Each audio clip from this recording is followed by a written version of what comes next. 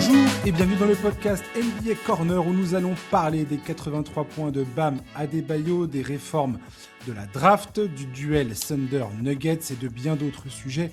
Pour m'accompagner, c'est Charles qui me rejoint au micro. Bonjour Charlie. Salut Josh, salut à tous.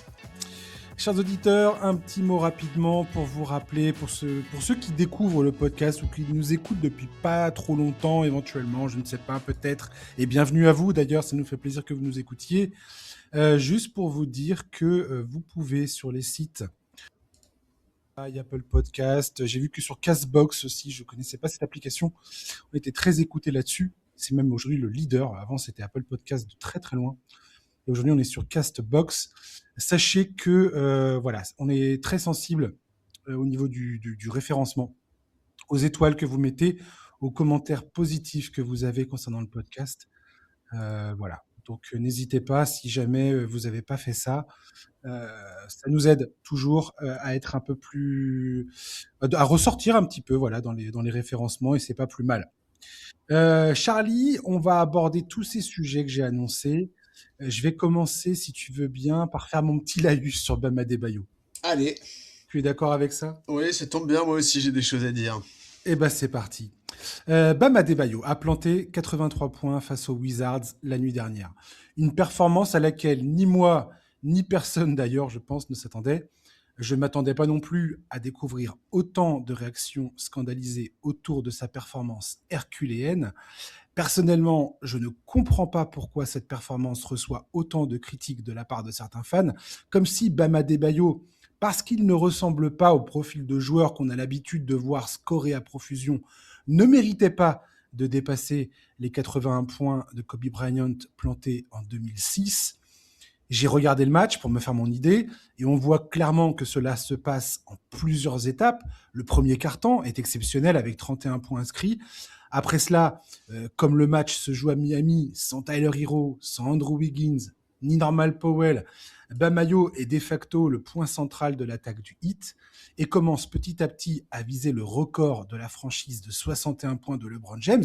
C'est ça qui se passe sur le terrain. Il court après ce record-là, tout le monde est excité, on sent l'excitation dans la salle, les fans sont hyper contents, ça se passe comme ça. Et ensuite, comme il a continué à scorer et que la marque de Kobe Bryant devenait accessible, alors l'équipe tout entière s'est lancée dans la chasse aux points.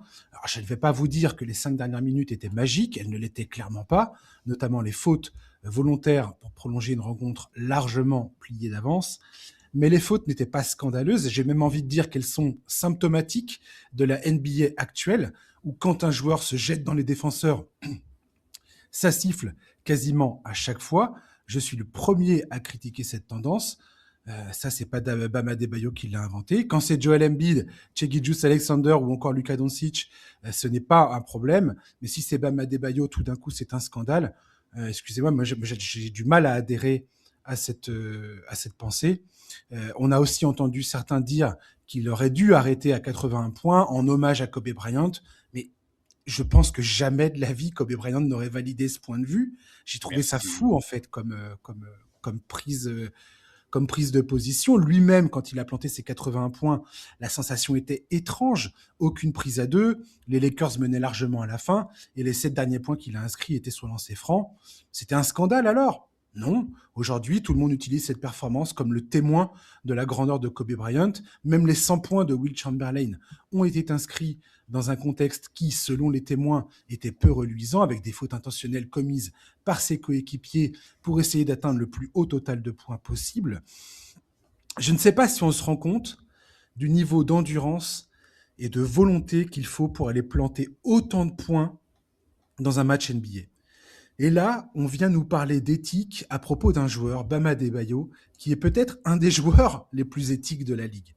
Et je voudrais terminer en citant Marcus Thompson de The Athletic, qui à la fin de son papier sur Bam Adebayo, où il exhorte les fans à soit se réjouir de la performance de Bam Adebayo, soit de regarder ailleurs. Je veux dire, ça remet rien en cause, ça ne change pas la phase de la NBA.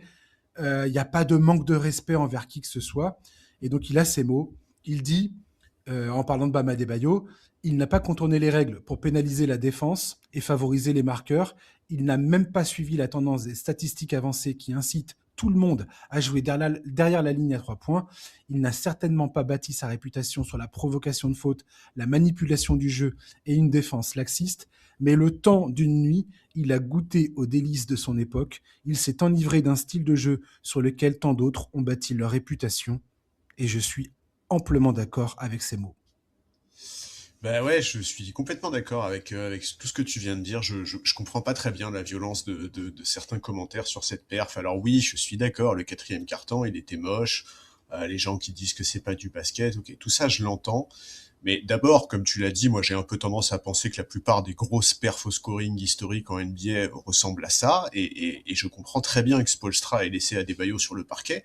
Il savait très bien qu'il était en train d'écrire l'histoire de la franchise d'abord, puis de la ligue. Il avait rien à perdre à le faire. Adebayo s'est pas blessé, ils ont gagné le match, ils sont dans une excellente période sur le plan collectif. Le sortir, ça aurait juste créé de la frustration. Il n'y avait aucun intérêt à le faire.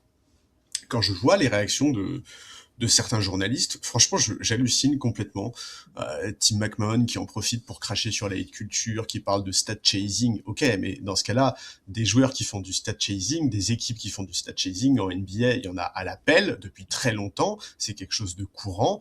Et j'ai pas l'habitude de voir des critiques aussi acerbes sur le sujet. Donc moi, je pense, tout comme tu l'as dit, que si les critiques sont aussi nombreuses, c'est parce que c'est Bam Adebayo. C'est un joueur qui a jamais été perçu comme une superstar, qui n'a pas une énorme fanbase, qui n'est pas un gros scoreur naturel, et je suis persuadé que si Kevin Durant, Steph Curry, Harden ou LeBron avaient sorti une perf pareille sur les 10-15 dernières années, les critiques auraient été beaucoup moins virulentes.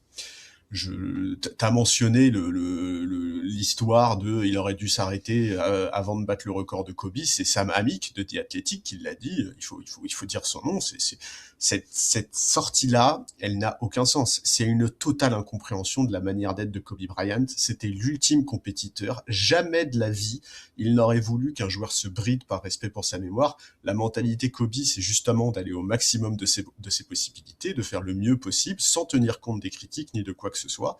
Et lui, s'il avait été à la place de Bam Adebayo, tu peux être sûr qu'il aurait fait tout ce qu'il fallait pour aller chercher ce record.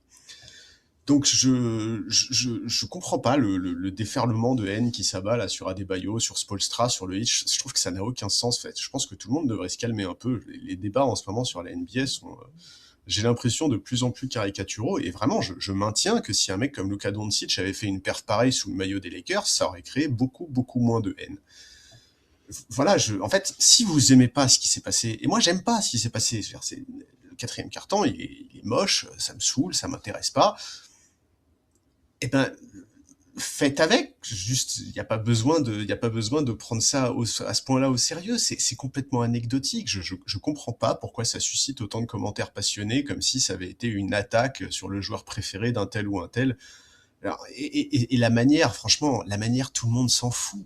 Je veux dire, dans 20 ans, tout le monde se souviendra de la perf, pas de la manière avec laquelle ça a été fait. Aujourd'hui, personne ne se rappelle de combien de shoots Kobe Bryant a eu besoin pour faire pour atteindre cette marque au scoring. Personne ne se rappelle de combien de lancers francs il a tiré. Alors peut-être que ce match a servi de déclic aux gens pour comprendre qu'en série régulière, une bonne partie des rencontres n'ont aucun intérêt, surtout sur une saison où ça tanque autant. Mais enfin, de là à susciter autant de commentaires, et surtout des commentaires aussi violents, je trouve ça absolument hallucinant. Oui, puis, comme je l'ai dit tout à l'heure, il y a un contexte. La plupart des scoreurs de l'équipe étaient absents. Bien sûr. Quand il commence à rattraper le record de LeBron James de franchise, les 61 points, voilà, il suffit de regarder le match pour comprendre un petit peu comment ça s'est passé. Et il continuait à faire des passes, il continuait à jouer quelque part collectivement. C'est juste que c'était le joueur majeur à qui il fallait confier la balle dans les mains. Et si tu écoutes après le post-game de Rick Spoelstra ou de Bam Adebayo, même Adebayo est surpris par sa performance, mais il aurait eu tort de ne pas y aller. C'est la première fois que sa petite amie AJ Wilson, qui est une star du basket féminin américain, était présent. Donc peut-être qu'il y a eu aussi une motivation un peu extra parce qu'elle était présente là. Quand tu écoutes Spoelstra parler de ça, voilà, c'est ce que tu disais. Il dit, j'étais moi-même un fan au bout d'un moment et on voulait tous que ça se passe comme ça. Mais il n'y a rien de plus en fait. C'était juste quelque chose de, je pense, d'assez spontané une espèce d'euphorie du moment où ils se sont dit, tiens, allons voir ce qu'il y a à chercher. Est-ce que c'est possible? Est-ce que c'est pas possible?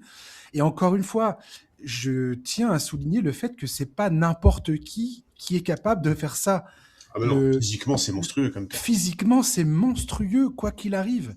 Et ça remet en cause rien du tout. Et comme tu l'as dit, et comme d'autres l'ont dit, je veux dire, moi, je ne comprends pas qu'on passe du temps à s'énerver et à dramatiser cet événement. Moi, je suis d'accord avec toi.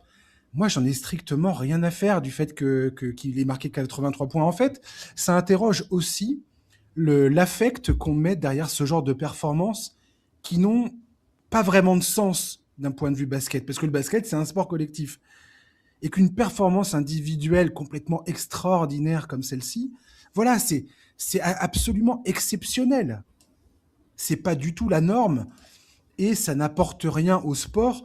Et la plupart des gens qui, je pense, apprécient le basket dans ce qu'il a de stratégique, dans la manière dont il est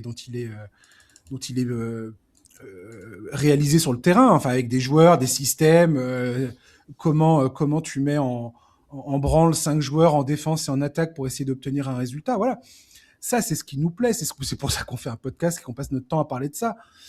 Une performance comme ça, voilà, si ça ne t'intéresse pas, passe à autre chose. Oui, mais Il y avait, justement, tu il y vois. avait des matchs extraordinaires en plus la nuit dernière, donc il y avait bien autre chose à regarder si ça t'intéressait pas en fait. Non, et puis il y a aussi le côté, comme tu l'as dit, en fait, c'est Bam Adebayo. En fait, si t'aimes le basket, Tout à fait. bah, tu devrais être, je vais dire quelque chose de méchant, mais si t'aimes le basket, en vrai, tu devrais être presque plus content que ce soit Bam Adebayo qui te sorte une perf pareille plutôt je vais dire qu'un mec comme Luka Doncic, alors que j'adore Doncic, mais enfin, tu vois ce que je veux dire en termes de mentalité collective, Ouais, c'est censé équivalent. Et c'est vraiment, la en fait, double exception quelque part, l'exception du score et l'exception du joueur. oui, Personne s'attendait à ça. Et si tu regardes dans l'histoire, tu peux trouver historiquement plein de joueurs qui sont totalement aujourd'hui aux oubliettes, qui ont planté des matchs à 50 points. Je me souviens de Corey Brewer, je crois que c'était avec les Wolves ou les Rockets ou je ne sais qui, euh, qui avait planté 50 points dans un match. Aujourd'hui, qui se souvient de ce joueur-là? Personne. Ou non, très peu. et puis vraiment, en fait, l'autre chose que je ne comprends pas dans ces réactions, c'est ça n'enlève rien à personne, en fait. Parce Mhm. que j'ai vu des fans de Kobe réagir de manière super virulente sur Twitter, etc. Mais les gars, Je comprends pas. ça n'écorne en rien la légende de Kobe. C'est fou. Personne ne s'est dit, en voyant cette perf, ah bah Bam Adebayo est un meilleur joueur offensif que Kobe Bryant. Personne ne se dit ça, en fait. Ça ne relègue pas Kobe Bryant au second plan dans l'histoire de la Ligue. Ça n'écorne en rien sa légende. Il faut arrêter de tout prendre à ce point-là au sérieux et surtout de se sentir lésé par des choses qui ne font aucun mal à personne. Cette perf de Bam Adebayo, elle n'a fait aucun mal à personne. Il y a un des papiers les plus amusants dans les médias américains que j'ai trouvé concernant ce sujet, c'est Tom Haberstroh sur Yahoo Sports qui titre son papier. Donc le titre de son papier, c'est les 83 points de Bam Adebayo ont besoin d'une astérix.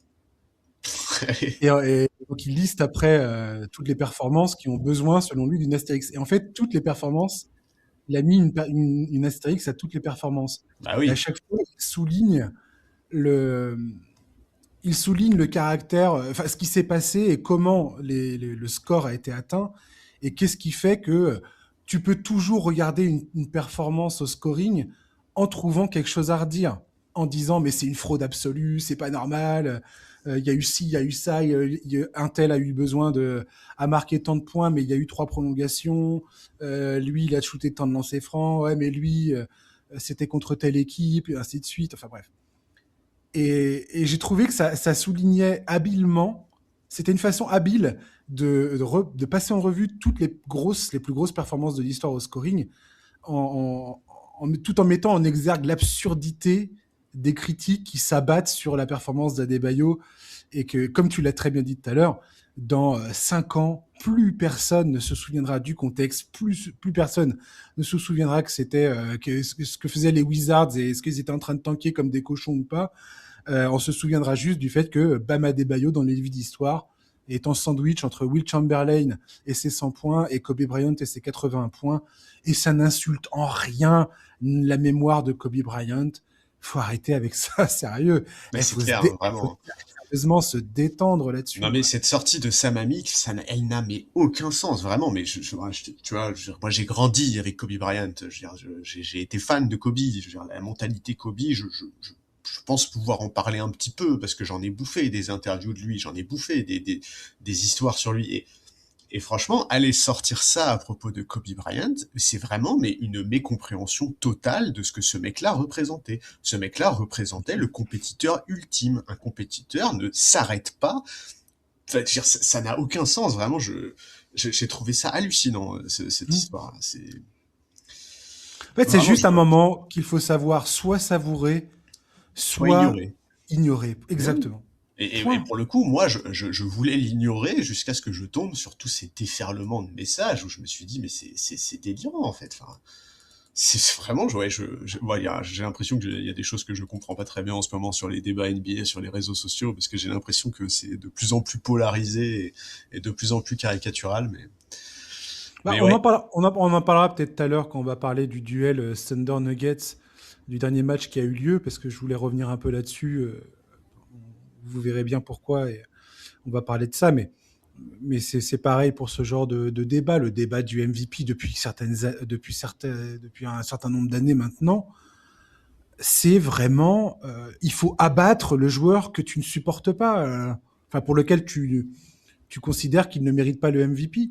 Bah, bon C'est courage pour abattre Jokic, hein. c'est incessant en fait, et je vois pas pourquoi on est obligé de placer le curseur des débats sur ce genre de sujet, le débat du MVP, ou le juger telle ou telle performance, d'être toujours obligé d'enfoncer, voire d'insulter, de mépriser l'autre pour valider son opinion, son propre avis.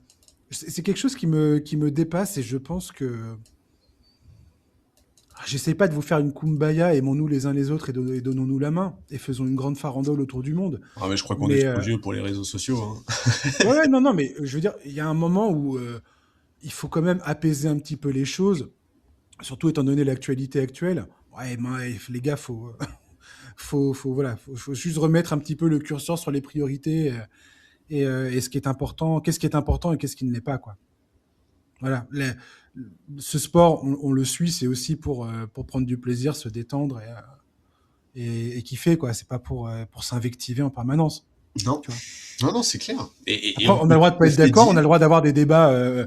On peut avoir un débat houleux, on peut ne pas être d'accord. Ça, je remets pas ça en question, tu vois. Mais c'est clair, on peut tout à fait Pas dire de que problème. c'est une perf qui n'est pas intéressante et que la Mm. manière avec laquelle elle a été acquise est moche, et ça c'est pas un problème, tu vois, moi j'ai aucun souci avec ça.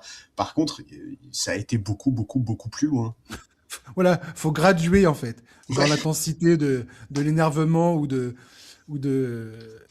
dans ta manière d'accabler les choses. Enfin bref. Je voudrais parler de la draft. Alors pourquoi je parle de ce sujet, des réformes de la draft?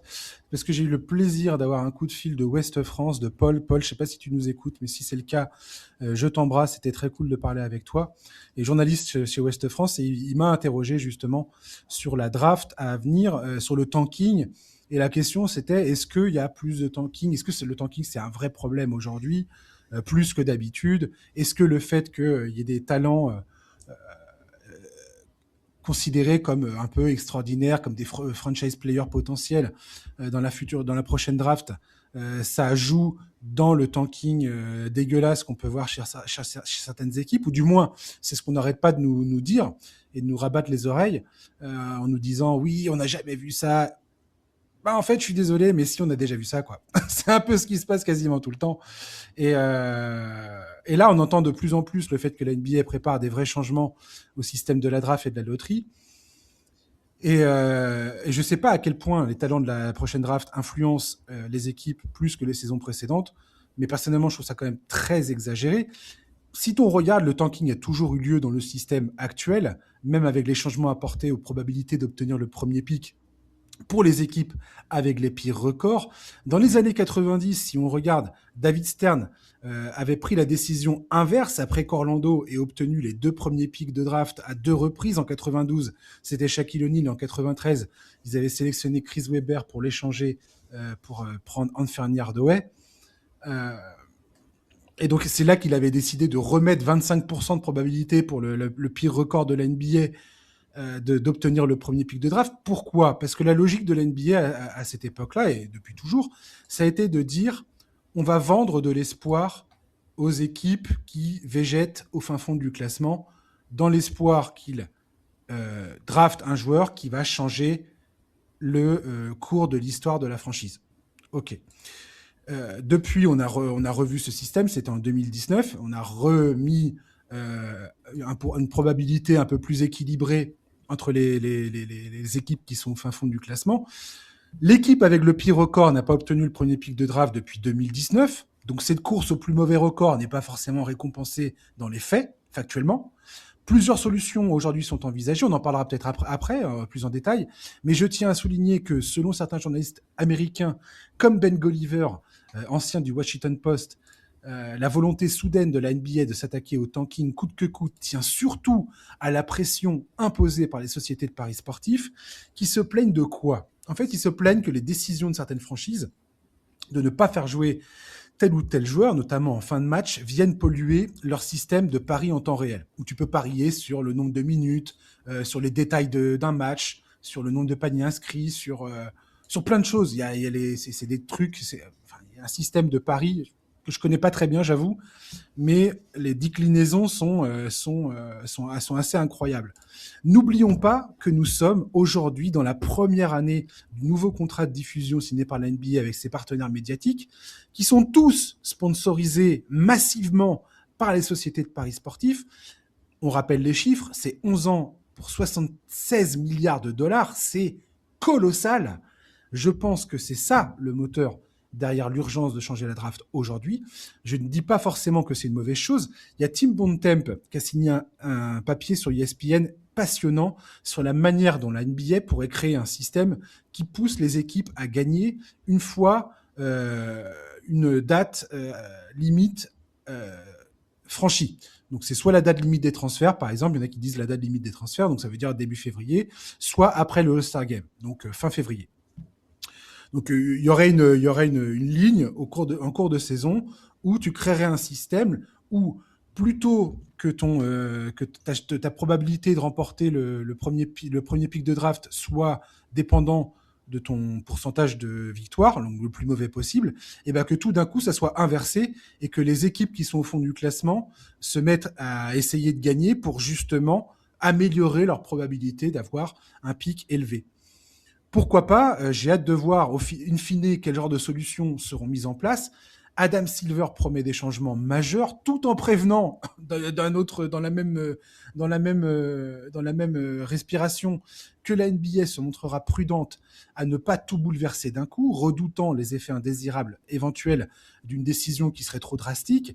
Je suis aussi curieux de voir comment la structure actuelle va être modifiée, parce que il y a plusieurs transferts qui ont eu lieu entre les équipes avec des protections de pic qui sont actées depuis plusieurs années, sur plusieurs années. Donc tout ça, ça va demander quand même un sacré ajustement. Logiquement, il y a un vote qui va se dérouler dans pas très longtemps, il me semble, pour décider de la prochaine réforme de la draft. Charles, je ne sais pas ce que tu en penses de toute cette histoire. Je ne sais pas quelle est ton analyse, toi, sur les causes et le pourquoi du comment aujourd'hui on discute de ça. Et je terminerai sur la draft actuelle. Alors oui, les Peterson, Cam Boozer et tout ça, ça a l'air très très bon. Mais je veux dire, qui aujourd'hui a la garantie que un de ces trois joueurs ou Caleb Wilson sera un franchise player? Personne ne le sait. On a déjà eu des drafts extrêmement puissantes. Il y a eu très peu de drafts où on était certain que le top 5 était absolument immanquable. Il y a eu plein de pics dans les 10 premiers pics et qui n'ont pas vraiment eu les effets escomptés. Et je tiens à rappeler rapidement qu'aujourd'hui, les trois meilleurs joueurs de la ligue, si dans l'ordre on met Shai Gilgeous-Alexander, Nikola Jokic et Giannis Antetokounmpo, aucun de ces trois joueurs-là n'ont été sélectionnés dans les 10 premiers de leur draft respectifs. Voilà. Écoute, ouais, on verra ce qu'Adam Silver va annoncer. Moi, j'avoue que je suis un peu dubitatif parce que je vois pas quel changement pertinent la NBA pourrait amener sans modifier son fonctionnement en profondeur, ce qui, à l'instant T, me semble assez peu probable. Alors effectivement, Adam Silver, il a insisté notamment sur les protections qu'il y a sur les pics échangés. C'est effectivement, moi, de toutes les propositions que j'ai pu lire ces dernières semaines, celle qui consiste à supprimer la restriction sur les choix de draft tradés me semble être peut-être une des plus intéressantes, parce que c'est vrai que quand tu mets une protection, je sais pas moi, un 5, entre le cinquième et le sixième mais pire bilan, il y a quand même une marge, et donc il y a une vraie course à la défaite. Mais d'abord, ça supprimera pas le tanking. Ensuite, comme tu l'as dit, il y a énormément de picks qui ont été déjà échangés avec des protections. Donc, qu'est-ce que tu fais sur ce sujet-là? Moi, je trouve quand même que la saison, le tanking cette saison, il est particulièrement prononcé. Alors après, c'est peut-être juste parce que je suis dans l'instant et que j'en ai marre de voir des matchs où effectivement sur les quatrièmes cartons, il n'y a plus un titulaire qui joue. Ça, bon, ça m'ennuie un peu. Maintenant, je sais qu'on est dans une saison particulière. J'ai bien compris qu'on était face à une draft qui est jugée très forte, et surtout, d'après ce que j'ai compris, là pour le coup, moi je parle vraiment sans connaître du tout, mais visiblement les deux drafts suivantes sont perçues comme au mieux assez moyennes. Donc forcément, il y a un peu un côté, c'est l'année ou jamais. Et c'est vrai que certaines franchises ont une volonté absolue de s'auto-saborder dès qu'elles s'approchent un peu trop de la victoire, qui est pénible, tu vois. Pour le podcast, on regarde quand même beaucoup de matchs. Heureusement, même dans les pires équipes, on trouve des points d'intérêt, mais il faut avouer qu'on n'est quand même pas sur la saison la plus passionnante à suivre dans sa globalité. Non, mais je veux dire, ça a déjà existé, Charles. Bien sûr, mais bien On a sûr. eu, on a que ça, des saisons Non où mais il y attends, a toujours un troupeau de 5-6 équipes qui sont en train de tanker leur saison comme des fous, et ça arrive tout le temps, tous les ans. ouais, Enfin, là, on pourrait avoir 4 équipes à moins de 20 victoires quand même. Je sais pas si c'est si souvent arrivé, hein. 4 équipes non, à moins de 20 alors, victoires, c'est beaucoup alors, quand même, hein. peut-être pas, mais il y a aussi les recalibrages. Il y a aussi des saisons où tu as des recalibrages d'équipes dans leur construction, dans leur façon de repenser leur effectif. Voilà, il y a aussi ça. Là, le fait qu'il y ait des protections de pic, par exemple, concernant Utah ou Washington, le fait que si c'est pas top 8, ils perdent leur truc, ils essayent de garantir leur pic, point barre. C'est juste les protections qui font que ils se lancent dans ce truc un peu éhonté. Mais très franchement, Oui, bien sûr. j'ai pas l'impression que, moi j'ai l'impression qu'on monte vachement tout ça en épingle, alors que je sais pas, on a toujours parlé des équipes qui tankent, on a toujours vu ça comme un problème, mais ça sera toujours un problème tant que l'incitation est à perdre et non pas à gagner. Mais tout à fait, non mais ça là-dessus, on est complètement d'accord. Alors ensuite, effectivement, quel est l'élément moteur derrière cette volonté de la Ligue d'évoluer? Est-ce que effectivement c'est les plateformes de paris? Bon bah si c'est le cas, c'est triste, mais en même temps, je pense vraiment pas que ça soit les seuls à en parler, hein. Tu le dis toi-même, c'est quand même un vrai sujet en ce moment, le tanking en NBA. Il y a beaucoup de fans qui en parlent, il y a beaucoup de médias qui en parlent. Ça vient pas Enfin, que des plateformes de paris, quoi. Ben Golliver a l'air de quand même de dire que les sociétés de paris sportifs sont en train de mettre une pression Oui, non mais que eux, ils mettent la pression sur peu les. commune sur Adam Silver et les propriétaires, parce que c'est les propriétaires qui vont décider lors de leur vote. Oui, non, mais ça, je dis pas que c'est faux. Ce que je dis, par contre, c'est que c'est pas un sujet qui préoccupe seulement les plateformes de paris. Il y a aussi Ah oui, beaucoup de d'accord, fans qui pardon. sont ennuyés par ça. Tout à Moi, fait. ces dernières années, j'ai pas mal de potes qui ont arrêté de suivre la NBA aussi parce que le tanking à outrance, ça les saoulait. Euh, et c'est clair que, enfin, tu vois, on va prendre un exemple tout con. Euh, Là, à l'ouest, entre la troisième et la sixième place, on a 4 équipes qui sont à 40 victoires. Bah, je suis désolé, mais de fait, l'équipe qui sur la fin de saison va rencontrer le plus d'équipes en tanking sera devant au classement, tu vois. Et ça, pour le coup, en termes de compétition, en termes de principe de compétitivité, ça m'emmerde. Tu vois, c'est pas gravissime, c'est pas un truc qui me fait dire qu'il faut absolument modifier les règles de la NBA, etc. Mais n'empêche que c'est quand même une donnée qui est à prendre en compte, quoi. Je dis pas, mais par exemple, de toute façon, très sincèrement, hein, il y aura aucun système qui sera parfait Ah, mais c'est et il y sûr, aura toujours des injustices perceptibles tout à fait. ou des choses à remettre en cause. Si tu regardes l'idée de Tim Bontemps, enfin, c'est son idée, c'est pas son idée à lui, c'est des discussions qui sont en cours, des schémas et des organisations qui sont à l'étude. Et dans son schéma, c'est donc dire par exemple, bon bah maintenant à partir de la trade deadline, les équipes qui sont au fond du classement, va falloir qu'ils remportent le plus de victoires possible pour améliorer leur probabilité d'avoir le premier pick de draft.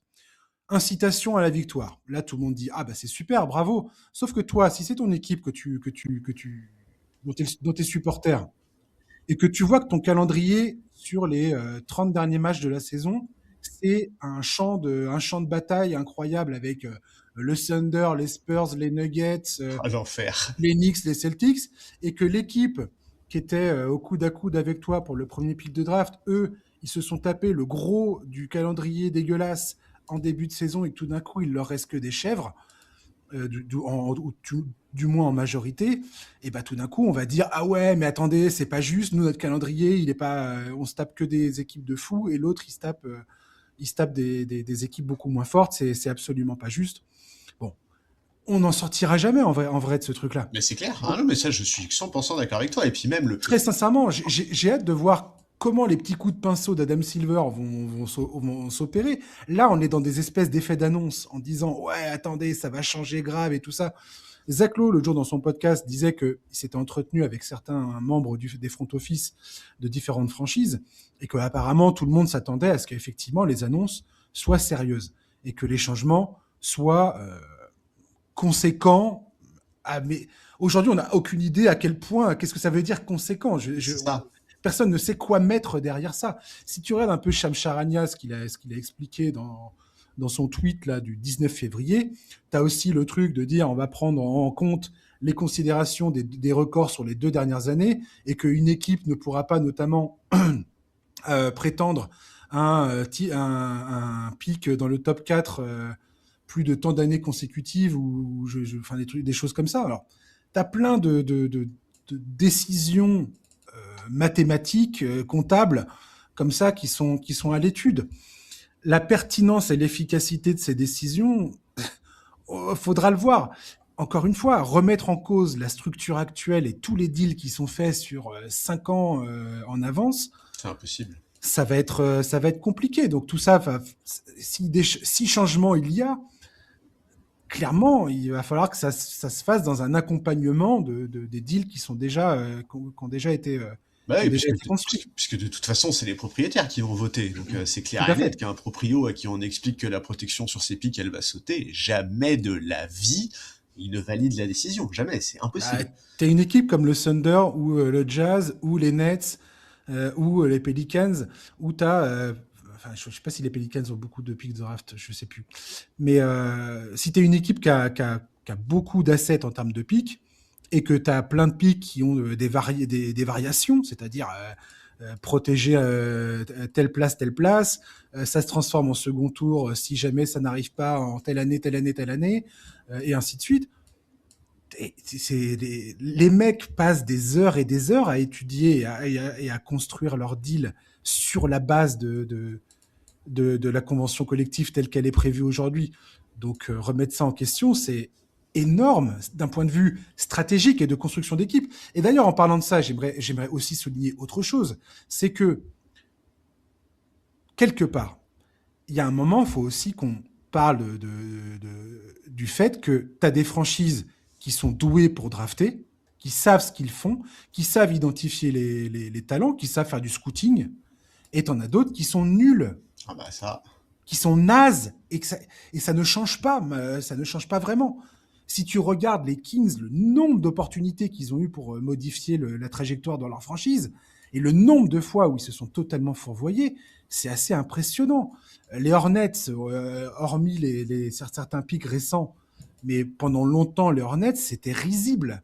Ils arrivaient jamais à choisir des gars qui étaient compétents, alors qu'ils étaient toujours dans le haut du panier pour les pics de draft. Et que derrière, tu as des joueurs qui ont été sélectionnés 10e, 15e, 21e ou je ne sais quoi. Kawhi Leonard, c'est un 15e choix de draft qui a été transféré par Indiana aux Spurs en échange de George Hill. Giannis Antetokounmpo, c'est un 15e choix de draft où tout le monde disait c'est qui ce mec-là, on l'a vu jouer dans des gymnases en Grèce, on va pas mettre la main là-dessus, ça a l'air trop compliqué. Tyrese Maxey, c'est un 21e choix de draft pour les Sixers. Et pourtant, aujourd'hui, c'est une superstar incontestée de la ligue, quoi. Donc, il y a aussi ça, je veux dire, être capable de sélectionner top 5, top 10 de la draft, ça veut pas dire que tu vas changer ton équipe si tu draftes n'importe comment et que t'es pas foutu d'identifier les talents qui sont là, quoi. Ah ouais, non, Et mais c'est, c'est et c'est clair. extrêmement difficile. Bien C'est sûr. super compliqué comme truc. Ouais, Donc, ouais, mais écoute, en fait, moi, ouais, je suis assez, ouais, je te dis, je suis assez dubitatif. Je vois pas très bien quel changement, parce que tu vois, même la proposition, là, d'inciter les équipes de bas de tableau à gagner à partir de la deadline, par exemple. Ok, mais en fait, comment tu les sélectionnes, ces équipes, tu vois, qui sont les exactement. Ouais. équipes concernées, sur la base, enfin, c'est hyper arbitraire, en fait. Est-ce que tu décides, je sais pas, moi, que c'est les 4 derniers de chaque Oui, conférence, totalement. comme ça, tu laisses le 11e continuer à lutter. Enfin, je sais pas, sur le papier, je suis pas très convaincu par l'idée. Maintenant, évidemment, on va attendre si ça arrive de voir comment ça se met en place, sur quelle base tout ça s'articule, mais ouais, y a pas de solution. Y a pas de bonne solution, en fait. Comme tu l'as dit, il y aura toujours des plaintes, ça sera toujours un système imparfait. Et c'est aussi le propre de la NBA de fonctionner comme ça. Adam Silver l'explique bien d'ailleurs. Et c'est pour ça qu'il se montre prudent en disant on va pas faire un changement, on va pas bourriner dans tous les sens tout de suite. Pourquoi? Parce qu'il sait très bien, il sait pertinemment que si demain il change tout, il va y avoir des effets pervers que tu n'as pas pu anticiper qui vont se produire. Et c'est ce qu'on voit tout le temps. Que font les franchises NBA? Que font les front office? C'est qu'ils essayent de s'immiscer dans tous les interstices du règlement, de ce qui Oui. est légal ou pas de faire, pour essayer de d'augmenter la probabilité. Faire du tanking aujourd'hui, alors nous, en tant qu'amoureux du sport, des fois, ça nous paraît un peu scandaleux, entre guillemets, mais c'est du bon sens mathématique. Point barre. C'est ce que disait euh, c'est ce que disent tous les general managers qui ont eu à drafter à l'époque où tu avais des pourcentages très en faveur de ceux qui finissaient au fin fond du classement. Sam Hinkie des Sixers Oh, dans les années 2010. 10 victoires sur une saison. Voilà, je veux dire, mais ce mec-là disait, bah oui, mais la meilleure chance, pardon, d'avoir une superstar, c'est de faire ça. Alors ils ont eu Joel Embiid, mais Ouais. regarde le nombre de fois où ils se sont croûtés.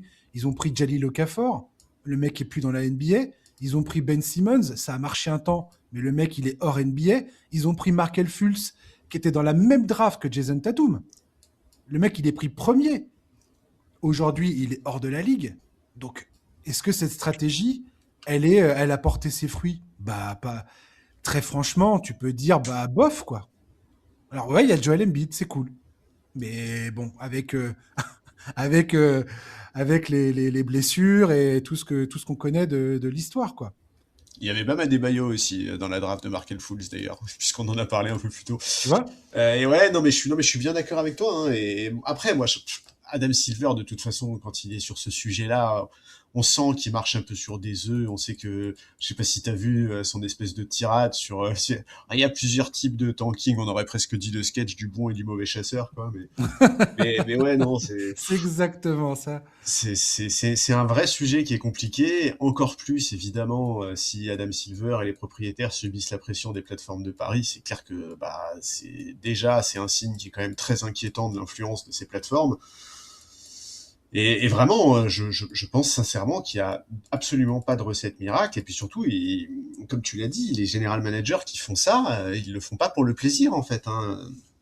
Personne n'est heureux de voir son équipe terminer une saison à 17 victoires. Personne n'est heureux d'infliger ça à ses supporters qui payent les tickets des centaines de dollars. C'est pas par plaisir hein, que les mecs tankent. Ils tankent parce que si tu draftes bien, c'est le meilleur moyen de lancer un nouveau cycle, c'est tout. Il y a eu un article, je crois que c'est sur The Athletic, qui était très intéressant, où l'angle du papier, c'est d'interviewer justement des fans, et il va notamment interviewer des supporters des Wizards, et on leur pose la question. Donc de dire, voilà, est-ce que aujourd'hui votre équipe, comment vous percevez le truc et tout ça? Et tous disent que ça les dérange pas, Ah bah oui. en fait, ce qui leur plaît, c'est que le front office a changé, qu'aujourd'hui, avec Will Dawkins et tout ça, ils ont l'impression d'avoir enfin une équipe compétente qui sait ce qu'elle fait et qui a une trajectoire. Et c'est ce qu'ils disent. Ah, si t'es face à un front office qui est incompétent, là, tu as des raisons d'être énervé. Mais si tu as un front office où tu as l'impression qu'ils sont en train d'essayer de faire du bon boulot, mais mais quitte à jouer avec les règles telles qu'elles sont, et avec les cartes telles qu'elles sont distribuées. Et ben ils sont pas mécontents. Ils sont là, ils sont contents parce que ah oui, on a Alexar, on croit en lui. Ah oui, il y a Kishen George, on croit en lui. Ah oui, il y a Bud Carrington, on croit en lui. On a envie de voir les jeunes se développer, on a envie de supporter cette équipe-là. C'est comme plein de franchises où, enfin, y a qu'à voir plein d'équipes où des fois tu suis des joueurs et tu sais, ces fameux joueurs où tout le monde dit non, lui, ils sont intouchables, alors qu'ils sont carrément, ils devraient carrément pas être intouchables. Mais c'est parce que les fans ont développé une affection pour ces joueurs-là. Parce que tu grandis avec eux, parce que tu les vois se développer, parce que tu suis leur parcours.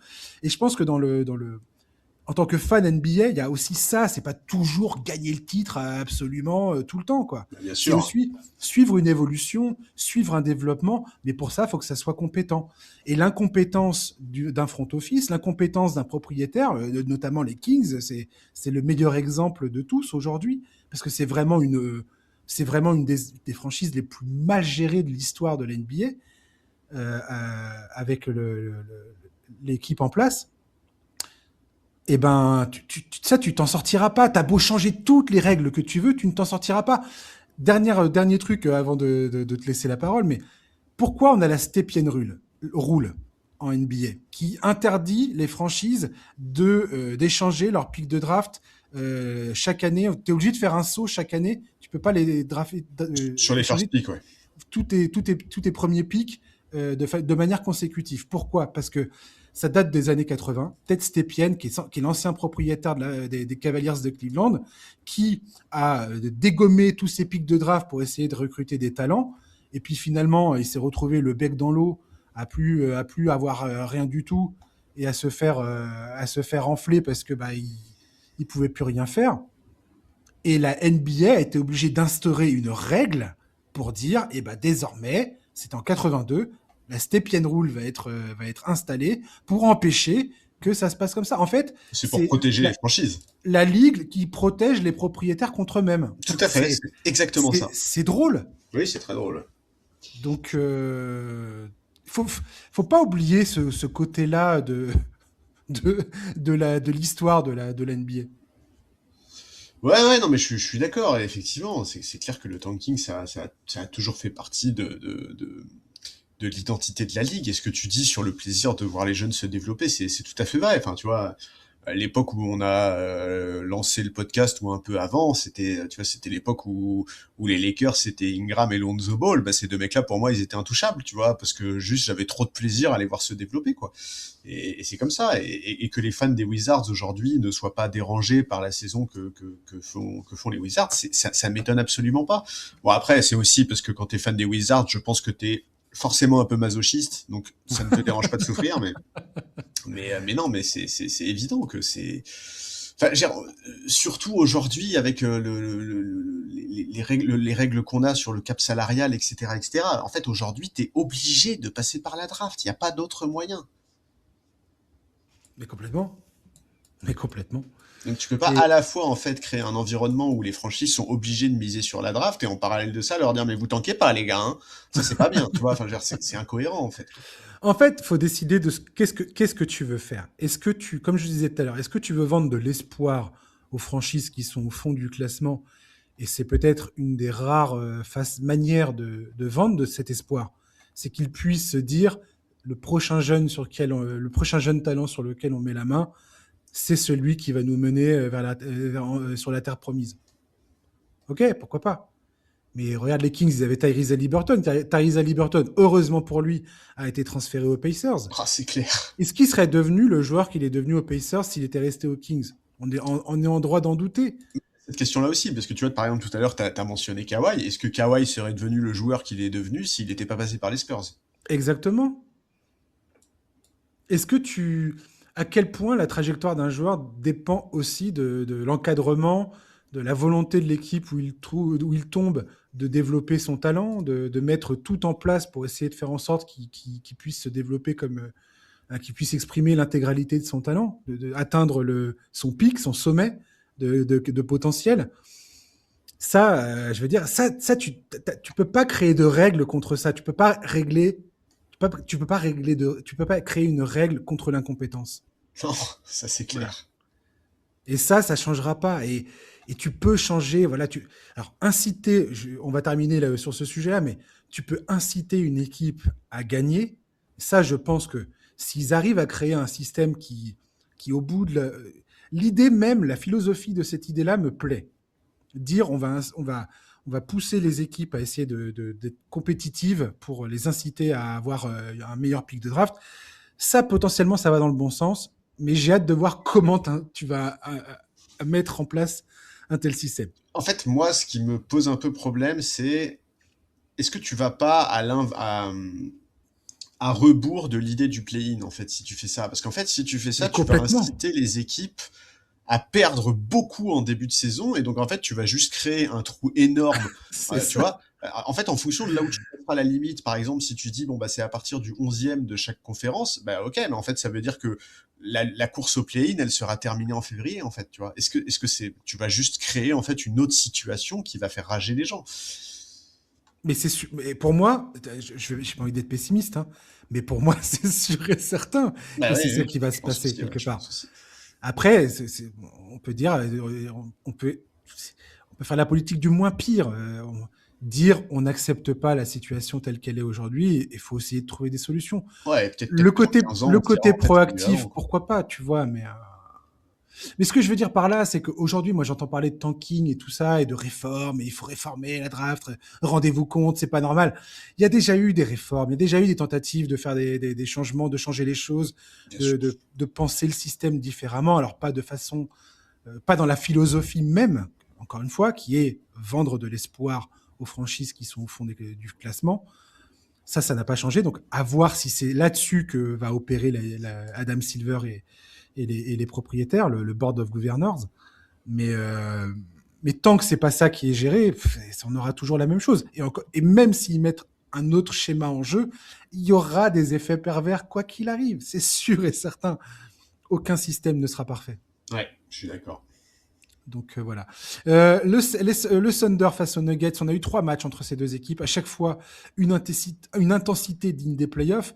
La dernière rencontre a vu Shai Gilgeous-Alexander égaler le record de 126 matchs consécutifs à 20 points ou plus de Wilt Chamberlain et assassiner les Nuggets avec ses step back à 3 points.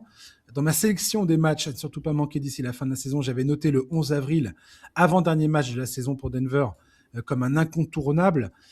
Alors, malheureusement, j'ai l'impression qu'il y a une chance que le Thunder puisse mettre au repos ses joueurs, surtout s'ils ont l'assurance d'avoir la première place de la conférence. À l'heure actuelle, les Spurs sont toujours en embuscade, Charlie. Donc, j'ai envie de croire que c'est possible. Euh, mais alors, les 3 rencontres Thunder Nuggets, ça nous vend quand même du rêve. Et je vais être très chafouin si on n'a pas ce duel en playoff, quoi. Bah écoute, ouais, moi justement, je voulais te demander en fait, est-ce que ce match-là face au KC, est-ce qu'il t'a rassuré? Est-ce que tu vois des signes d'amélioration là dans le jeu des Nuggets ou est-ce que tu restes inquiet? Parce que quand même ces derniers temps, je pense que les auditeurs l'ont senti, tu ne respirais pas la sérénité. Oui, oui, je suis prisonnier du moment. À chaque fois qu'on enregistre, à chaque Mais fois, c'est normal, mais c'est le normal. truc vient de me tomber sur le coin du visage, donc j'ai On fait tendance deux à numéros réagir. par semaine, si on n'est pas prisonnier du moment, ça n'a aucun intérêt. Voilà, j'ai tendance à réagir avec un peu d'émotion.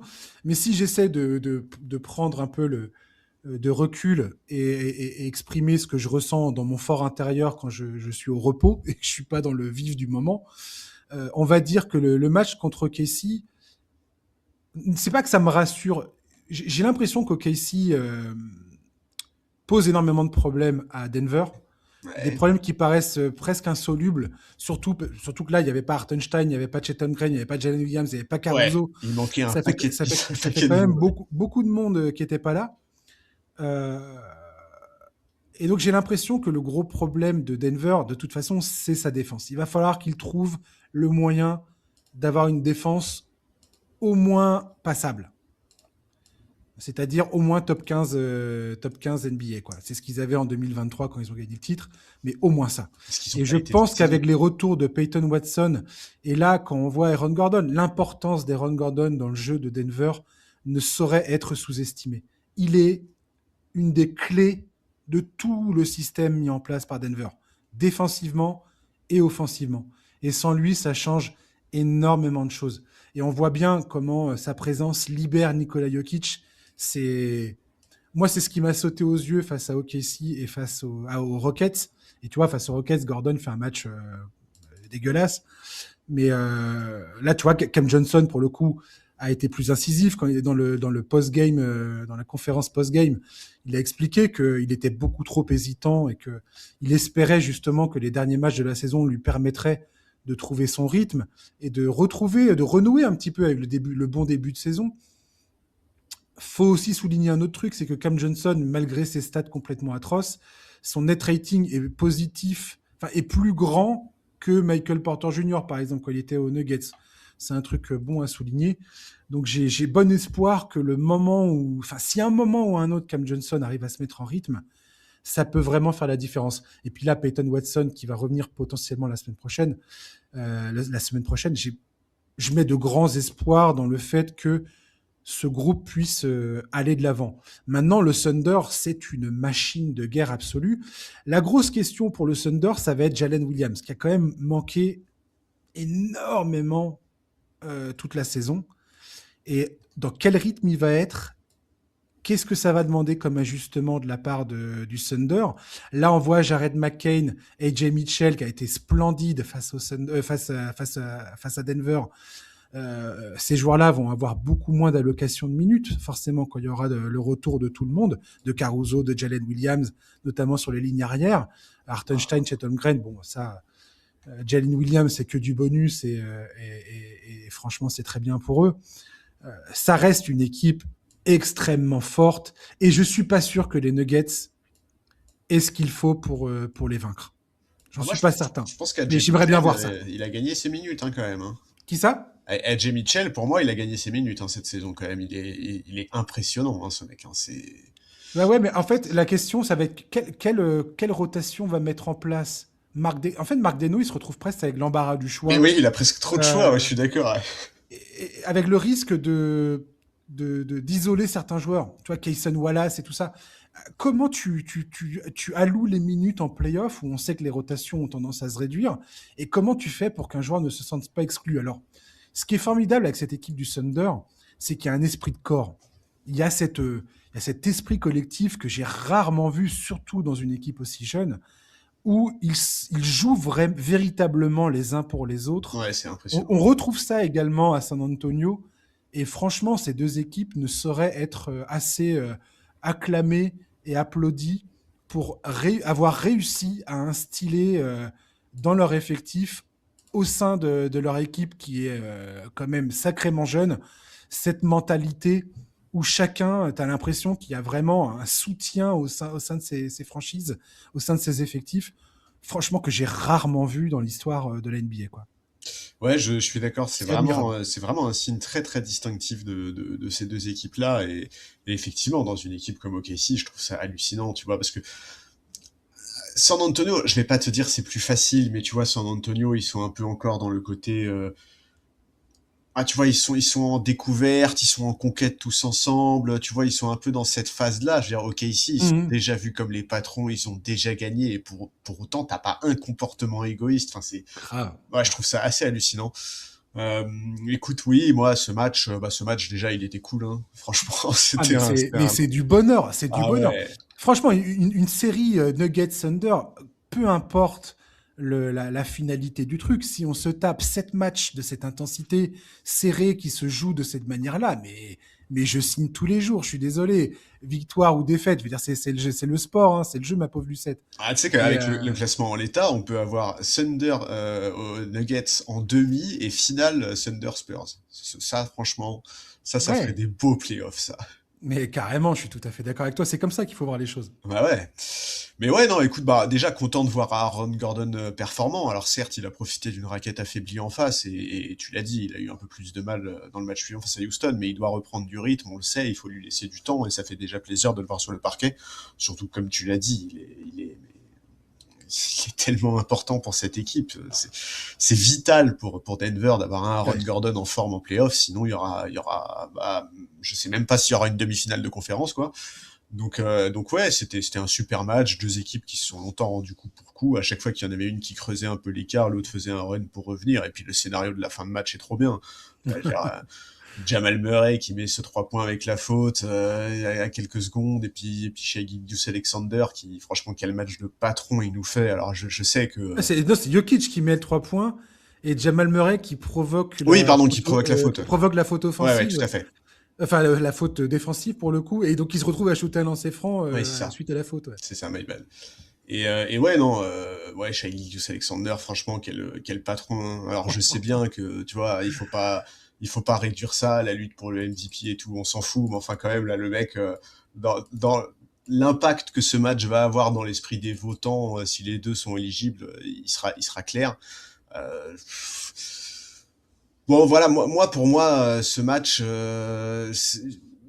mon espoir, c'était que Denver, que ça fasse du bien à Denver, quoi. Alors certes, le contexte était compliqué, hein, il y avait beaucoup d'absents à OKC. Eux, c'était leur 6e défaite consécutive, il me semble, pour Denver, et c'est vrai que ça commençait à devenir inquiétant au classement, mais bon, ils se sont bien repris en tapant Houston dans la foulée, et je Avec la pense, manière en plus. ouais, c'est ça, et je pense vraiment que c'est le genre de match, même dans la défaite, qui leur fait du bien, qui leur rappelle quand même que bah ils sont quand même pas là pour éviter le play-in en fait, Denver, hein. Ils sont là pour être les vrais concurrents d'OKC, même si c'est un rôle qui a plutôt été repris par San Antonio, mais bon, sur le papier en playoff, on attend quand même beaucoup de Denver s'ils sont en forme. Moi, j'ai vraiment hâte de voir la suite, hein. Là, à Denver, ils vont jouer les Spurs à San Antonio, puis les Lakers à Los Angeles. C'est deux matchs qui vont être vraiment très, très importants quand on voit les écarts au classement, parce que, on l'a dit tout à l'heure, hein, à l'Ouest, on a 4 équipes à 40 victoires. Il y a une seule défaite d'écart entre la 3e place des Rockets et la 6e place des Wolves. On peut vraiment avoir une fin de saison à l'Ouest de fou furieux, ça va être trop bien. Ouais, absolument. Ouais.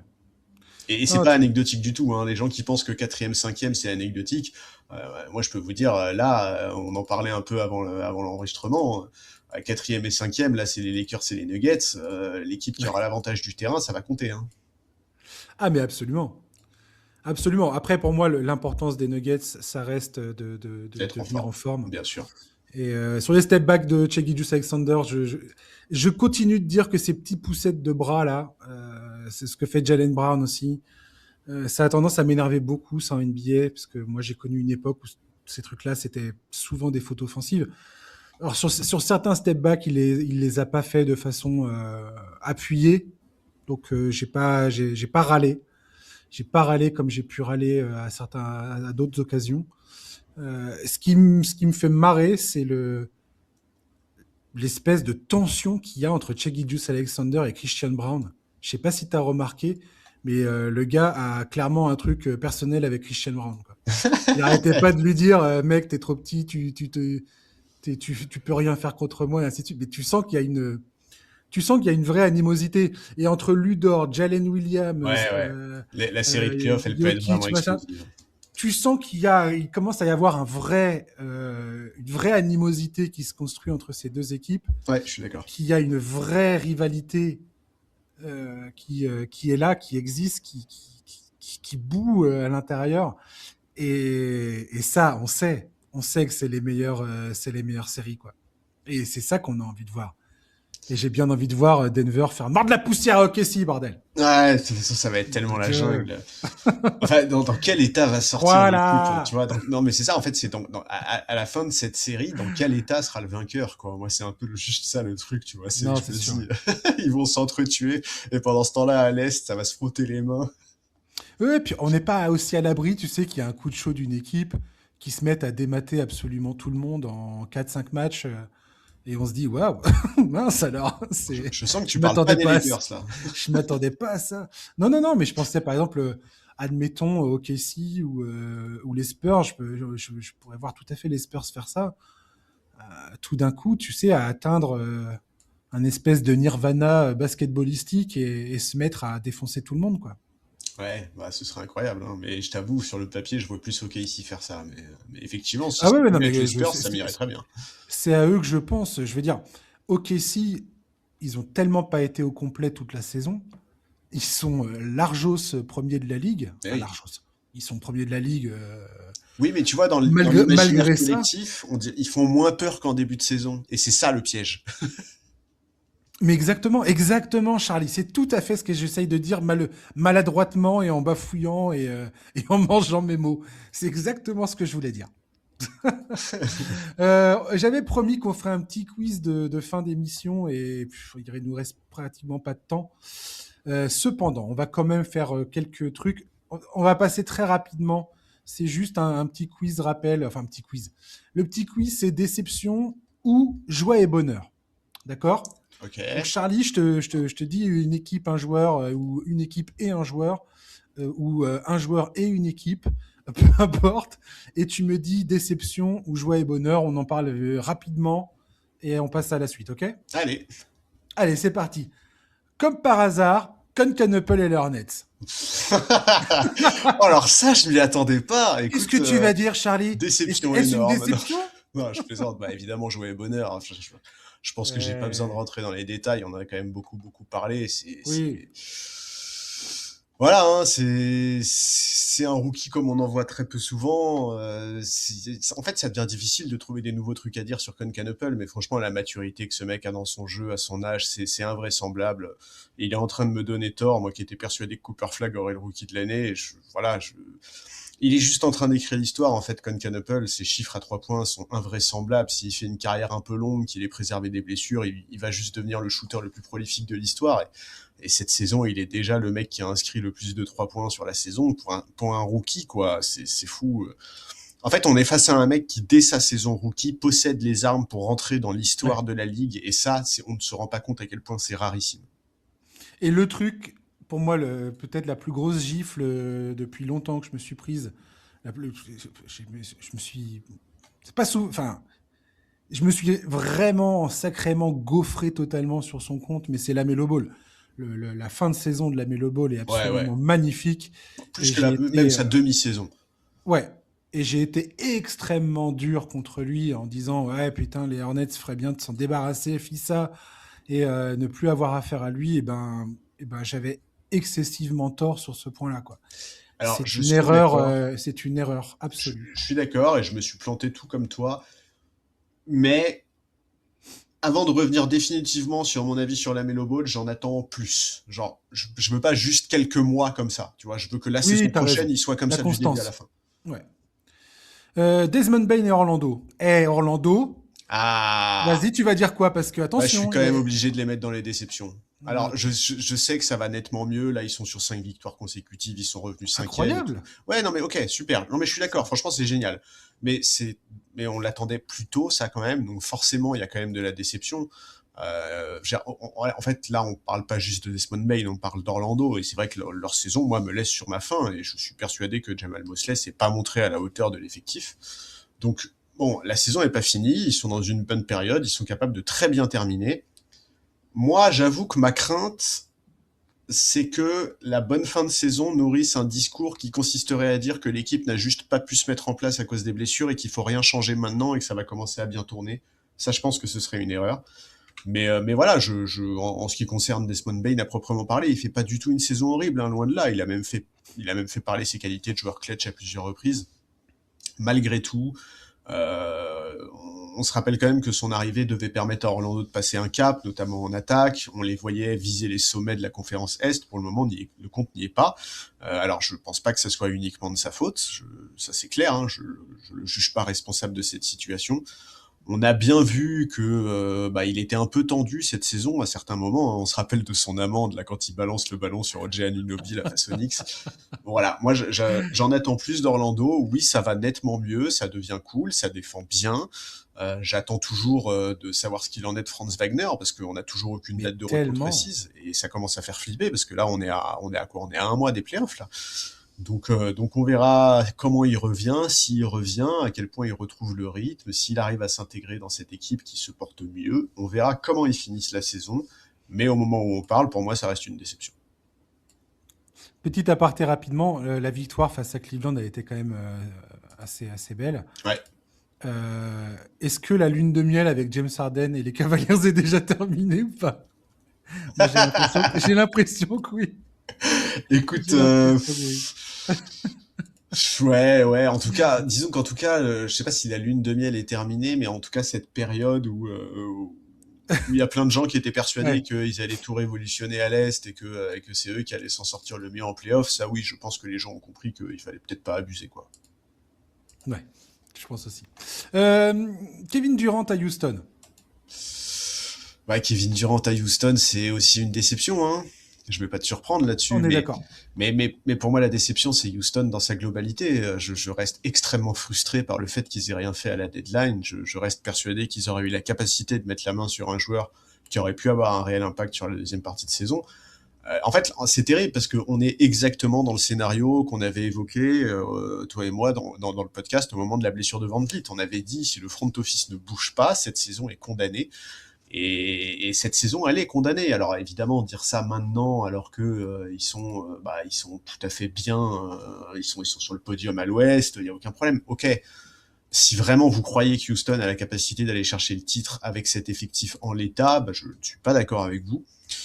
Et voilà, la saison de KD, en fait, j'allais dire, elle est discrète. Le mec tourne à 37 piges, à 26 points par match, en quasi 50, 40, 90, mais c'est vrai qu'on a un peu jamais eu ce sentiment qui s'est vraiment imposé pas comme le patron. En fait, on n'a jamais eu le sentiment qu'il leur faisait passer un cap comme on pouvait l'espérer au moment où il a atterri là-bas. Mais là encore, j'ai un peu tendance à croire qu'il n'a pas été aidé par les difficultés globales des Rockets dans le jeu, par le manque d'un vrai meneur d'expérience. Et c'est vrai que finalement, cette saison, j'ai plus l'impression d'avoir entendu parler de KD pour les rumeurs sur son burning account sur les réseaux sociaux que pour ses perfs sur le parquet, quoi. Donc c'est un peu moche. Moi, je pense que je suis désolé pour les fans de Kevin Durant, et j'en ai été un, je vous le rappelle. Un J'ai été repenti. un mordu absolu de Kevin Durant, qui a été mon joueur préféré pendant très très longtemps. Mais ses capacités de leadership laissent quand même sacrément à désirer. Et on voit bien Houston aujourd'hui, un des plus gros. Ce qu'on entend beaucoup, la petite musique qu'on entend beaucoup, ouais, c'est on n'a plus la mentalité de l'an dernier, Ouais. ça se passe plus comme ça. Quand tu vois ce que fait Dylan Brooks, ce qu'a apporté Dylan Brooks à Phoenix en contrepartie, franchement, il y a quand même beaucoup de questions à se poser sur cette fin de carrière de Kevin Durant et sa capacité à jouer ce rôle de leader et d'inspirer un groupe. Je sais pas comment expliquer ça. Je sais pas ce qu'il est censé faire. Je sais pas si c'est sa responsabilité ou pas. On peut se poser la question, effectivement. Je dirais pas que c'est de sa faute, mais en tout cas, il n'a pas cette capacité, et il l'a rarement eu, d'emmener un groupe avec lui. C'est un soliste, Kevin Durant, et c'est pas, il a du mal à rassembler autour de lui et à emmener toute une équipe dans son sillage, quoi. Ouais, et puis cette saison, moi, Et je il l'ai a du trouvé. mal à le faire. Et alors, en plus, l'affaire des burners, c'est à mourir de rire. Le mec se tire une balle dans le pied alors que personne lui avait mis une arme dans les mains, quoi. Ouais, Donc, ouais, et c'est drôle. ouais, oui, c'est assez drôle, ouais. Mais après, en fait, cette saison, je l'ai senti frustré de temps en temps, tu vois, sur le Ouais, mais parquet. il était frustré à Phoenix, il était frustré aux Et Nets, c'est ça, genre, il est un frustré tout moment. le temps, le gars, c'est bon. Il était frustré aux Warriors. Bon, Ouais, en fait, c'est ça, c'est genre, il a il toujours eu cette capacité à s'offusquer de choses, mais complètement lambda et évidentes. Enfin, tu vois, sa réaction quand il est pris à deux. Bah oui, mec, en fait, t'es pas défendu comme un joueur lambda. Comment tu peux être surpris? et puis une prise à deux de Kevin Durant, c'est 50% de chance de perdre le ballon, quoi. Le nombre de balles perdues de Houston, aujourd'hui, c'est un de leurs plus gros problèmes. Et c'est ça qui t'arrive quand t'as pas de meneur de jeu Oh bah c'est une des pires équipes de de la ligue en première termes de balles. catégorie, c'est que tu perds le ballon tout le temps. Et Kevin Durant, c'est quelqu'un qui a toujours eu cette tendance à perdre des ballons catastrophiques, parfois, où tu te dis, mais c'est pas possible de faire ça, de bananer ta passe là dans les bras de l'adversaire. Qu'est-ce que tu fais? Bah, c'est la troisième Et de la ligue. il réagit très mal aux pressions défensives, Et Durant. oui, Ça, les défenses le savent. et il se frustre, quoi, tu vois, c'est Oui, comme vis-à-vis des médias. Enfin, je veux dire, le mec a 37 piges, il a toujours pas compris que oui, il avait pas le même traitement médiatique que les autres, enfin qu'un joueur lambda de la ligue, que clairement. les médias ont des grosses attentes à son sujet. Bah oui, mon gars, oui, c'est comme ça. Genre, enfin, tu vois, prends ta retraite si tu veux plus que les médias t'emmerdent sur ton jeu, en fait. C'est normal. Je suis désolé. Donc, voilà. On Ah, verra comment. j'adore Charlie. Mais non, Ah, mais bon, j'adore. c'est bizarre quand même, non? Je sais pas, je Mais dirais, carrément, je suis ça fait d'accord. si longtemps qu'il est là, il devrait quand même comprendre un peu comment ça marche maintenant. Non, non, mais je suis tout à fait d'accord avec toi. C'est comme la sortie médiatique là, de Russell Westbrook, qui est là à reprocher aux journalistes de pas être dans les vestiaires. Ouais, t'es pas dans le vestiaire, t'es pas à l'entraînement. Mais je pense que c'est Zaglo qui parlait de ça l'autre jour. N'importe quel journaliste demanderait à suivre une équipe comme ça, à être euh, intégré dans le fonctionnement d'une franchise, Tu de m'étonnes. suivre les joueurs au quotidien, au jour le jour. Et il y a plein de gens qui adoreraient faire ça pour rendre compte, mais c'est pas comme ça que ça fonctionne. Et point barre. Et je veux dire, aujourd'hui, euh, je comprends pas cette posture de certains joueurs. Et Westbrook est comme ça, Kevin Durant est comme ça, Kyrie Irving a longtemps eu ce discours-là aussi, de dire ah mais vous n'êtes pas des joueurs ou des anciens joueurs, donc vous ne savez pas de quoi vous parlez, donc vous n'avez votre avis n'est jamais pertinent. Ok, peut-être, tu vois, pourquoi pas. On peut tout à fait être d'accord avec ça, et je comprends le raisonnement. Mais les gars, vous êtes dans un sport qui est dans l'industrie du divertissement.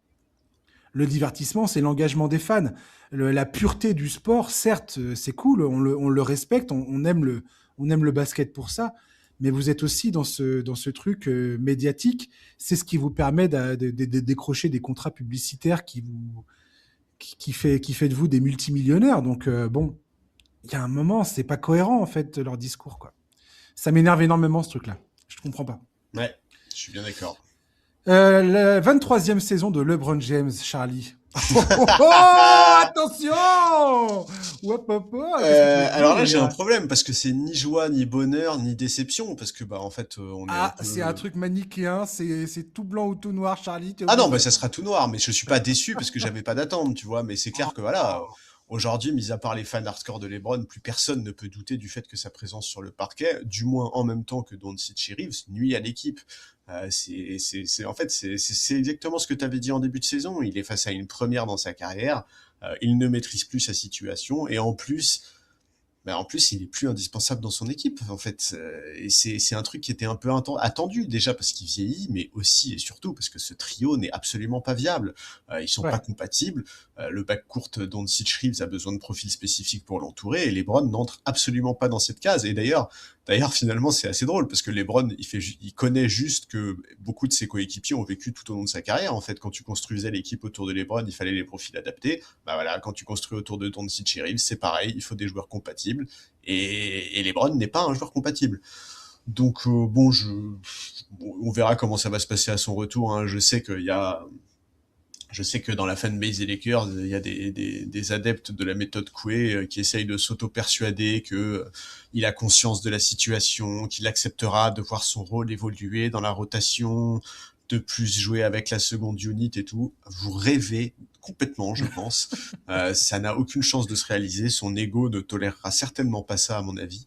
Et pourtant, c'est clair que ce serait la meilleure chose possible pour les Lakers, hein, mais voilà, écoute, la 23e saison de LeBron, elle est sans intérêt et voilà, hein, ça sera sa dernière saison aux Lakers, je l'espère et je le crois vraiment.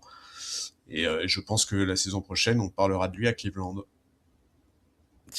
Très franchement, je continue de croire que- qu'il y a un monde où il n'y a aucune solution qui fait sens et qui soit, entre guillemets, contraint de dire non, mais en fait, je vais prendre ma retraite pour pas perdre la face, quoi. Mais Je crois pas que ça soit possible. Hein.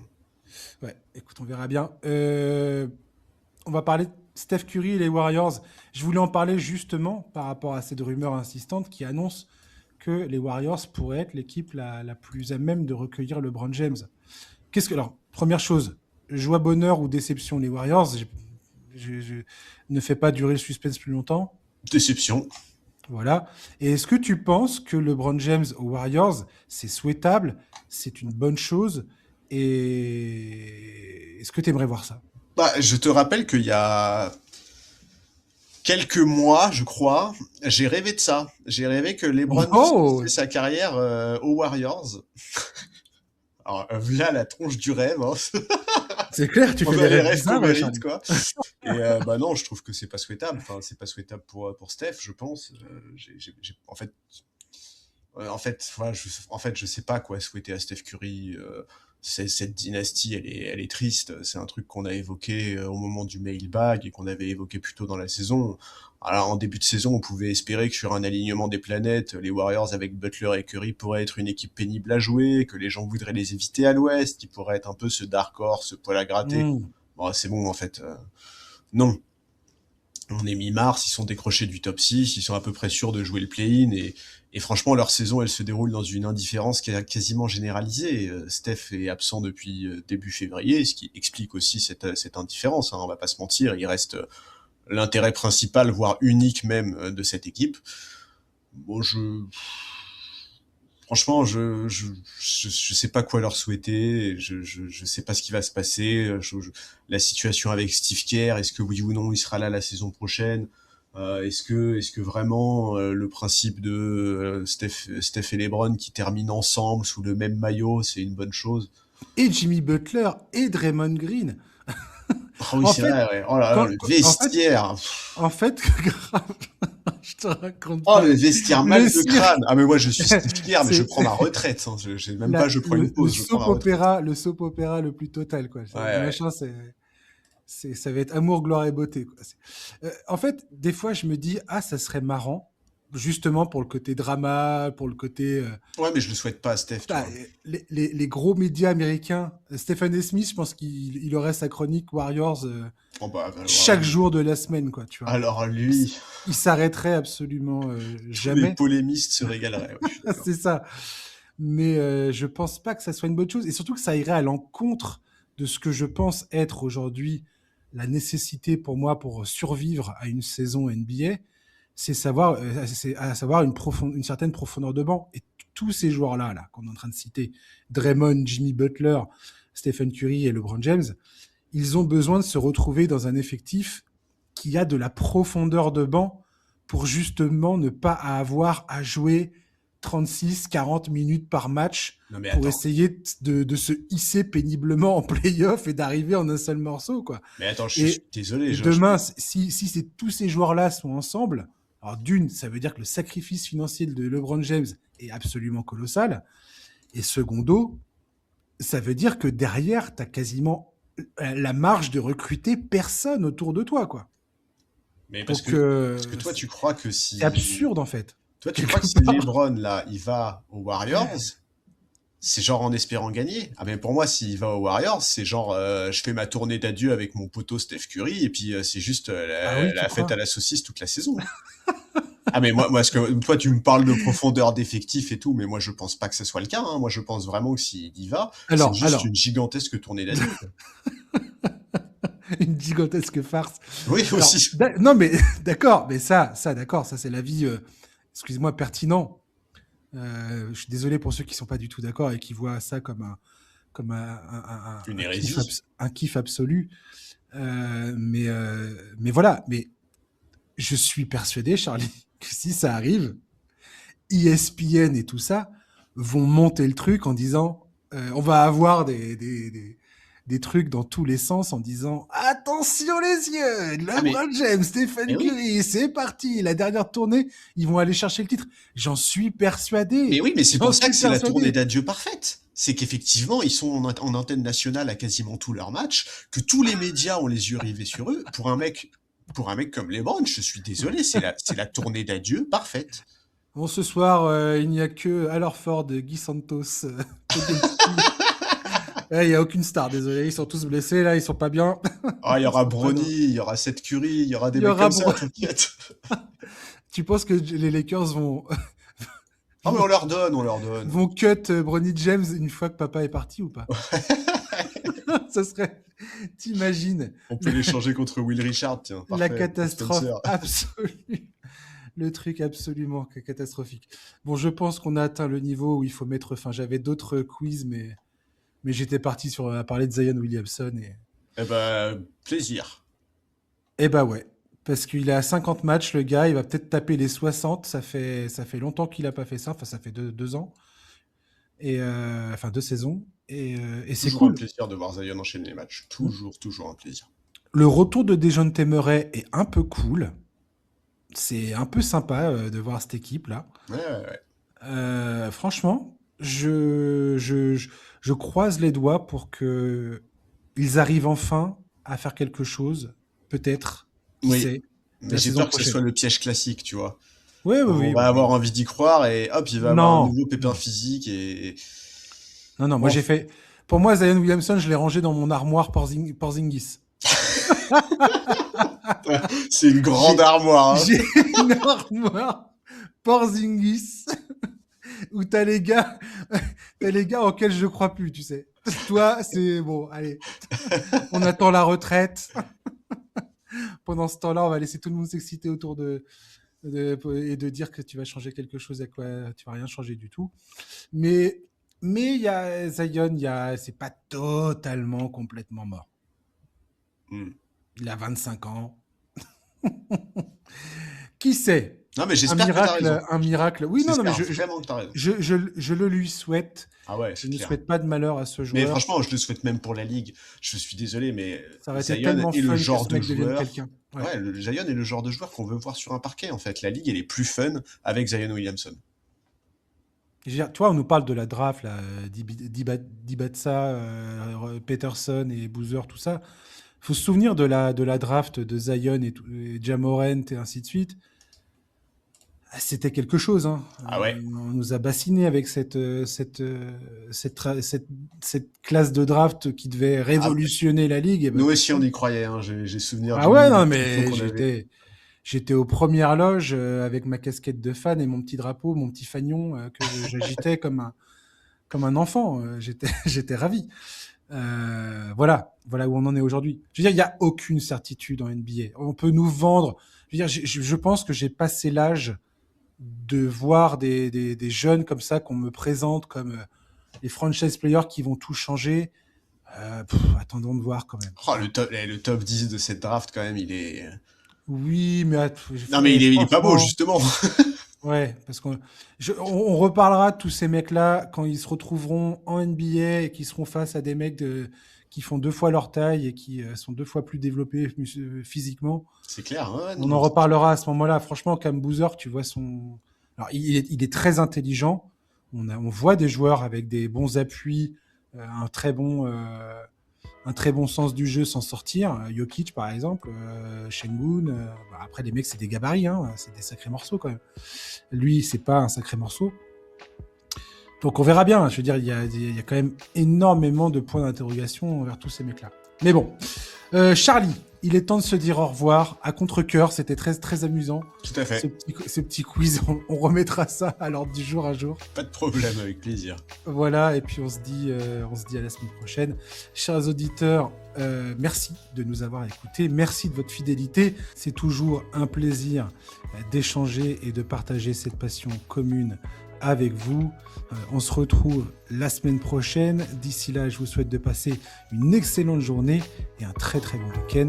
À ciao, bye bye.